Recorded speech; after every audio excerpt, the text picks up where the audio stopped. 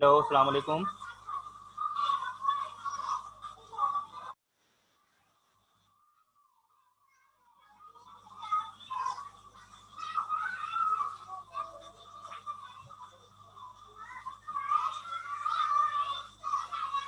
अच्छा जी, क्लास।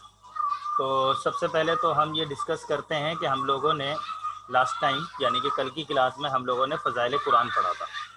अच्छा, फ़ज़ाइल कुरान पढ़ने के बाद अब आज जो है वो हमारा जो टॉपिक है वो हमारा बेसिकली सिलेबस में शुमार तो नहीं है, लेकिन ये हमें साइंस को, इस्लामियत को पढ़ने में बहुत हेल्पफुल होगा और इससे हमें बहुत फ़ायदा होगा। ये टॉपिक क्या है असल में, आज मैं आपको बेसिक अरबी और उसके कुछ मायने बताऊंगा कि जब आप कुरान करीम का तर्जुमा करेंगे या जब आप अहादीस पढ़ेंगे या जब आप जो है घर पर कुरान करीम की तिलावत करेंगे तो आपको उसके तर्जुमे बड़ा फ़ायदा होगा इससे। जैसे मिसाल के तौर पे जब भी आप देखें कि वाओ लफ्ज़ आ जाता है और ये वाओ अगर आयत के शुरू में आए तो इसको हम कहते हैं वाओ कस्मिया। जैसे कि वल कुरान अल हकीम, कुरान हकीम की कसम, वत्तीनी व जैतून वल असर, ज़माने की कसम। तो ये जो वाव जो शुरू में आता है इसको हम कहते हैं वाव कस्मिया। और अगर ये वाव किसी आयत के बीच में आए, आयत के बीच में आए तो इसके मायने होते हैं और। जैसे अतीउल्लाह, अल्लाह की अताअत करो, व रसूल, और रसूल की अताअत करो। तो ये जो वाव जो बीच में आता है इसके मायने होंगे और के। इसके अलावा अगर आप देखें कि काफ आ रहा है और काफ के ऊपर है ज़बर, तो इसका मतलब होता है तुम, और ये मुज़क्कर के लिए इस्तेमाल होता है यानी कि तुम मर्द। और अगर आप देखें काफ के नीचे ज़ेर आ रहा है तो इससे मुराद होता है तुम, और ये मोन्नस के लिए इस्तेमाल होता है, जैसे कि तुम किसी आप लेडी से आप बात कर रहे हो। और अगर आप देखें कि लफ्ज़ आता है काफ मीम पेश कुम, तो इसका मतलब होता है तुम सब, ये प्लूरल के तौर पर इस्तेमाल होता है। अच्छा, इसी तरह अगर लफ्ज़ आता है अना तो इसका मतलब है मैं। अगर या आ जाए तो इसका भी मतलब होता है मेरा। जैसे अगर मैं कहूँ आपसे मा अस्मुका, इसको मैं ज़रा सही तरह से लिख देता हूँ, मा अस्मुका, कि तुम्हारा नाम क्या है। तो आप कहेंगे मेरा नाम जुबैर है, तो मैं कहूँगा इसमी। देखें या के नीचे जो मैंने जेर लगाया ना, तो मेरा इसमी यानी कि मेरा इसम, यानी कि मेरा नाम जुबैर। इसमी जुबैर, मेरा नाम जुबैर है। ठीक है। इसी तरीके से अगर अंता आए, इसका मतलब होता है तुम। बिल्कुल इसी तरीके से बहुत सारे उर्दू के अल्फाज हैं जो अरबी में भी उसके वही उर्दू माइनिंग होती है, जैसे समा आसमान, अल अर्द ज़मीन। अच्छा, इसी की तरीके से अगर आ जाए अला तो इसका मतलब होता है पर। अगर आ जाए मन, इसका मतलब होता है जो। सही है। अगर आ जाए फा, इसका मतलब होता है पस। अब आप इसको मद्देनज़र रखते हुए जब आप तर्जुमा करेंगे तो आपको जो है वो काफ़ी सहूलत होगी। इसके अलावा और भी बहुत सारे अल्फाज हैं जो मैं आप लोगों को, मुझे याद दिला दीजिएगा, व्हाट्सअप कर दीजिएगा, व्हाट्सअप पे याद दिला दीजिएगा, मैं आप लोगों को व्हाट्सअप कर दूंगा। तो ये हमारे पास कुछ अल्फाज हैं, इनको आप मद्देनज़र रखेंगे, तो मद्देनज़र रखेंगे तो फिर जो है वो आपको सहूलत हो जाएगी। अब जैसे मिसाल के तौर पे मैं एक हदीस लेता हूँ और उस हदीस के हम मायने देखते हैं। सही है। हदीस आती है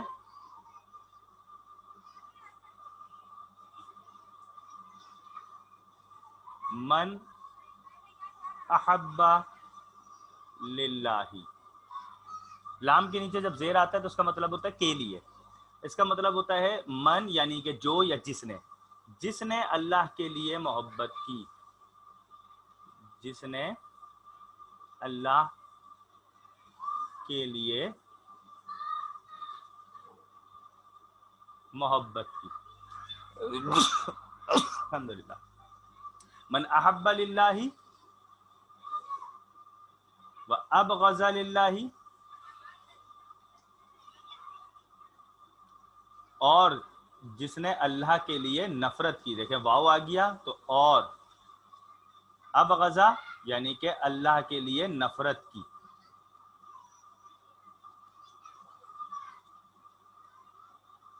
सही है। मन अहब्बा लिल्लाहि व अबग़ज़ा लिल्लाहि। इसके अलावा आता है मन अताअ लिल्लाहि व मनाअ लिल्लाहि, यानी कि जिसने अल्लाह के लिए दिया और अल्लाह के लिए रोका। फ़क़त अस्तकमल ईमान, उसने अपना ईमान मुकम्मल कर लिया। ठीक है। तो इस तरह जब हम आपको अभी नेक्स्ट क्लासेस के अंदर, अभी तो सिर्फ मैं आपको ये अरबी समझा रहा हूँ, जब हम नेक्स्ट क्लासेस के अंदर जो है वो इसकी हम बाकायदगी से अरबी को देख देख कर जब हम इसके मायने निकालेंगे तो क्या होगा, हमारे लिए बड़ी हेल्पफुल साबित होगा। ठीक है। अच्छा, एक और चीज़ थी, वो कहलाती है हमारी क्रिएटिव राइटिंग, जो मैंने आपको लास्ट टाइम भी कहा था कि क्रिएटिव राइटिंग मैं आपको समझाऊंगा कि क्रिएटिव राइटिंग किसे कहते हैं। ये बात याद रखिएगा कि क्रिएटिव राइटिंग का मतलब होता है कि जब आप खुद से कुछ लिख रहे हो तो आपके पास बहुत सारी चीज़ें आपके जहन में होनी चाहिए। नंबर 1, आपके पास अल्फाज होने चाहिए जो आप अल्फाज का इस्तेमाल करेंगे। नंबर, आपके पास अदाब होना चाहिए, उन अल्फाज को इस्तेमाल करने की सही चीज़ें। और उसके बाद ये है कि हम उर्दू अदब से चंद अल्फाज लेते हैं जो हम समझते हैं, उर्दू अदब के चंद अल्फाज का चुनाव, यानी कि हम नॉर्मल उर्दू नहीं बोलते, हम अदबी उर्दू बोलेंगे। सही है। इसके बाद ये है कि जो आपको लिखना है उसका आपके पास एक नॉलेज होनी चाहिए, यानी कि आपके पास मौज़ूआती इल्म होना चाहिए जिसको आप उन्वान के हिसाब से तरतीब करेंगे। जैसे मिसाल के तौर पे अगर मुझसे कहा जाए कि तारुफुल कुरान बयान करें, सही है, तो अब मैं क्या करूँगा, इसके कुछ उन्वान सेलेक्ट कर लूँगा। जैसे मिसाल के तौर पे इंट्रोडक्शन, तारुफ, इसके अंदर कुरान के मायने, कुरान के सिफाती नाम, फिर उसके बाद कुरान एक मौजज़ाती किताब है, उसके ऊपर मैं थोड़ा सा बयान कर दूंगा। फिर मैं कुरान की तखसीस यानी कि सूरत आयत की जो तखसीस हुई है वो, फिर उसके बाद मैं मक्की और मदनी सूरतों के बारे में बता दूंगा थोड़ा सा। सही है। फिर कुरान अल्लाह ताला का कलाम है, वही 2 किस्म की होती हैं, वो मैं बता दूंगा। फिर मैं कुरान के कुछ मौजू के बारे में बताऊंगा कि कुरान के अंदर कौन कौन से मौजू डिस्कस हुए हैं। ठीक है।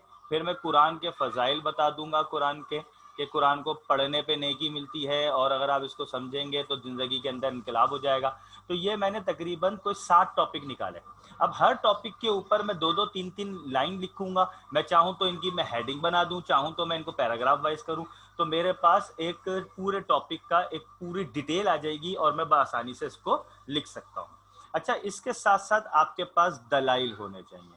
सही है। और दलाइल आपके पास 2 किस्म के हैं, एक कुरानी दलाइल और एक होते हैं हदीस से दलाइल। ठीक है। तो जब आप कोई भी मौजू या कोई भी टॉपिक आप लिख रहे हैं तो उसके ऊपर कुरान और हदीस से भी आप एक एक दलाइल भी दे दें तो वो आपके लिए बेहतरीन जो है वो जवाब तहरीर हो जाता है। ठीक है जी। तो आज के लिए हमारा शॉर्ट टॉपिक है, इतना ही काफ़ी है। That's all for today. We will meet इंशाल्लाह ऑन नेक्स्ट टॉपिक। अल्लाह हाफिज़।